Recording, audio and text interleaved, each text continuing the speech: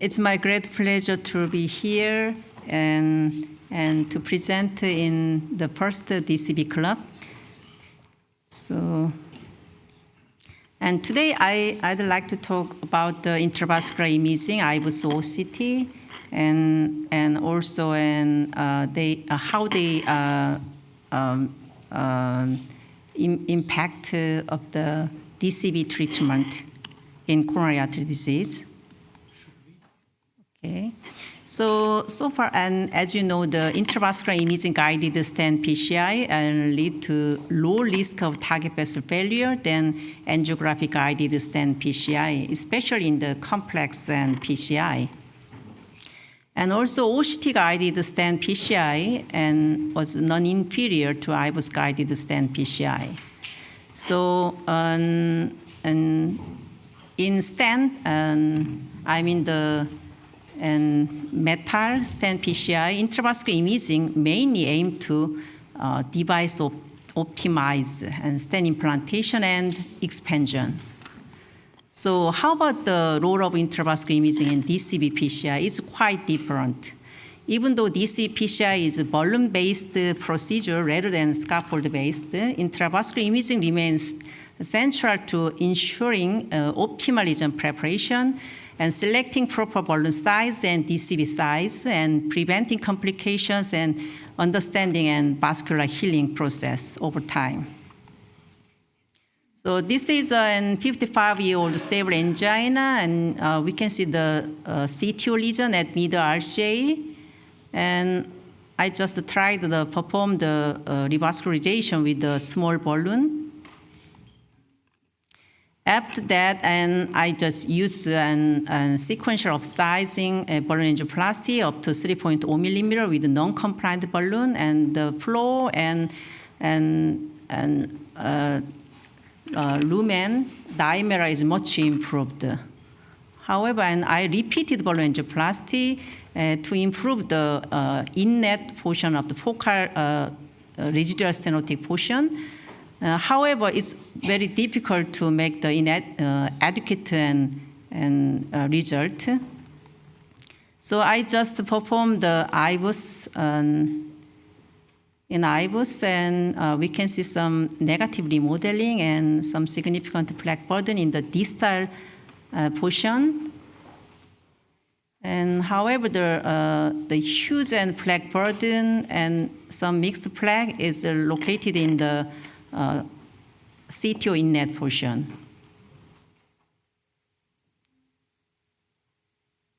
Okay, it's very long and pullback. So it's an mid portion and negative remodeling and positive remodeling is just and combined. So I want to use a more prop balloon to make the lesion preparation, and the vessel size is around 3.0 millimeter.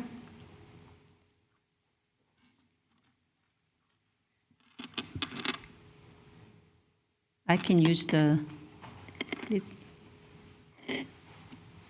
Okay, almost there. Okay, it's just below the CTO inlet portion. This is an CTO inlet portion, and we can see some huge and mixed plaque and positive remodeling. Okay, so and I just retried the region preparation with the upsizing and more larger scoring balloon, 3.25 scoring balloon, like that. Okay, after that, we can achieve the successful region preparation. Please click the right. Okay. So the residual focal stenotic region is completely resolved. So after that, I just used the paclitaxel coated balloon, 3.5 millimeter for mid RCA and CTO inlet portion. So we finished the procedure. So as you know, after DCB treatment, the final minimal lumen diameter is very closely related with the follow-up minimal lumen diameter. And the lane lumen loss is just minus value, 0.01. There is we need more an aggressive and region preparation. That is continue to maintain at the follow-up.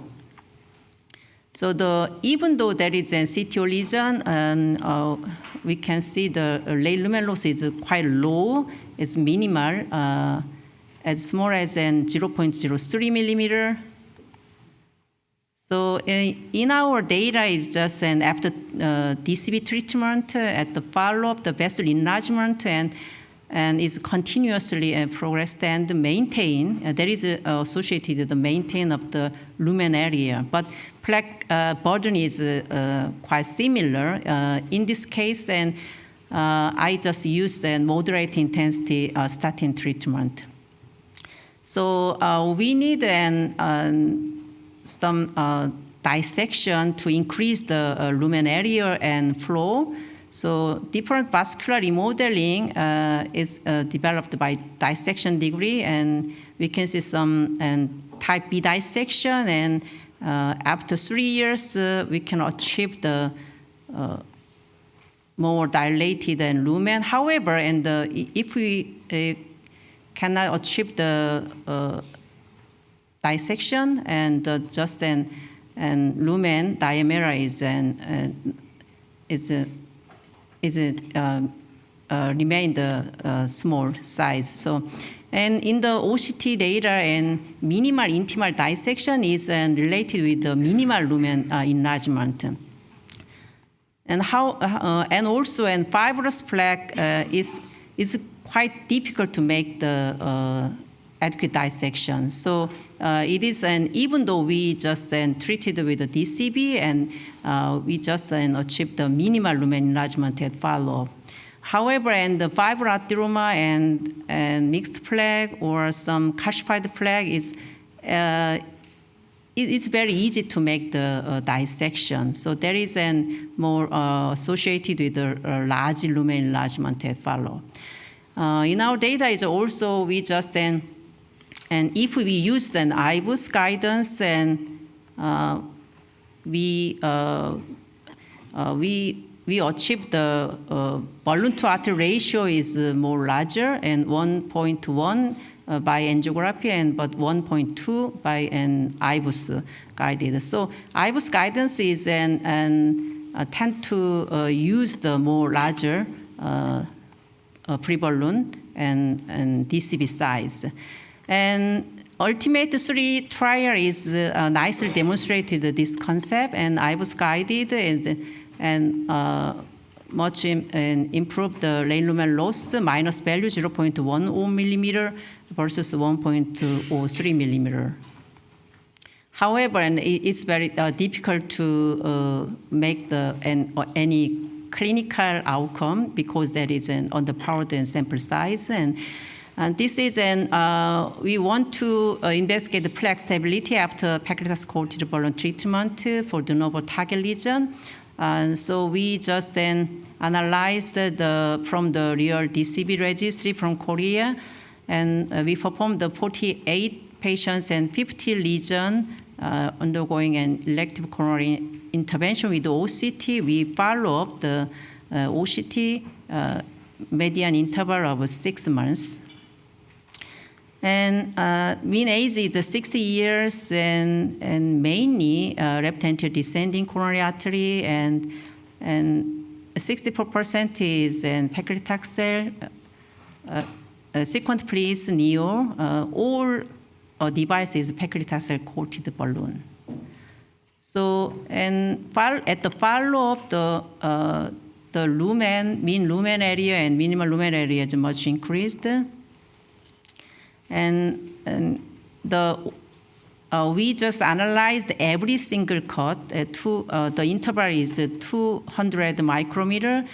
So the total number is 2,550 cross sections.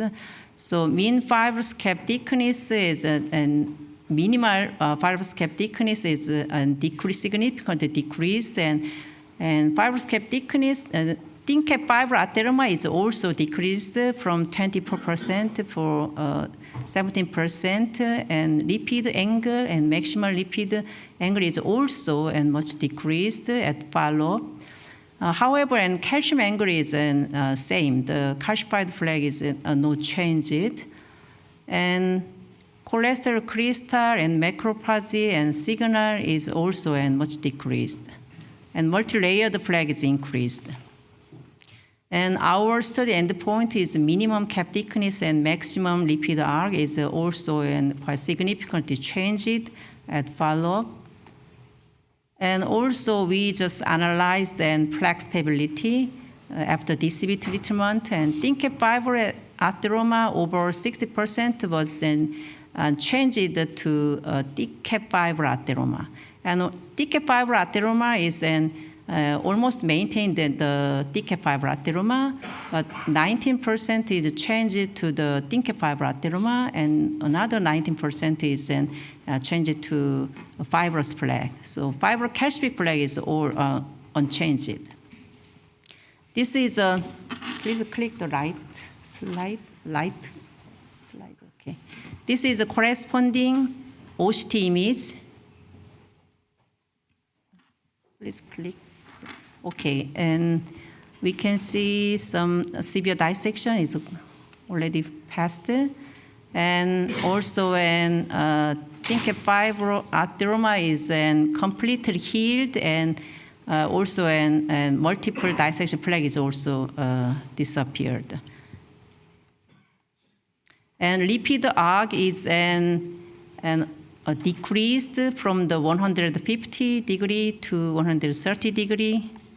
And cap thickness is much increased from 110 micrometer to 150 micrometer. Macrophage signal is much decreased at 9 months follow-up. And this slide, we can see some healing process after DCB treatment. And dissection is usually developed and minimal or normal and intima to the plaque. And media and adventia is dilated and mechanically and dilated, and that is after 9 months that is nicely healed. So in our data is grossly decreased plaque burden, and minimal lumen area is also increased and phenotype stabilized. So it's a plaque modification and stabilization. This is 3 years data. So after DCB treatment, we can see some dissection, but it's nicely and healed. And at the 3 years, the more naturally and round-shaped and healed the image. And so this is my take-home message in STEM PCI, intravascular imaging, and primarily aim to optimize STEM metal implantation and expansion for better mechanical outcome. However, in DCB PCI, intravascular imaging plays a different role to ensure an adequate region preparation and to we can understand the vessel healing dynamics without any scaffold. So serial IVUS and OCT studies demonstrated progressive lumen enlargement and reduction in plaque burden and plaque stabilization after DCB treatment. Thank you.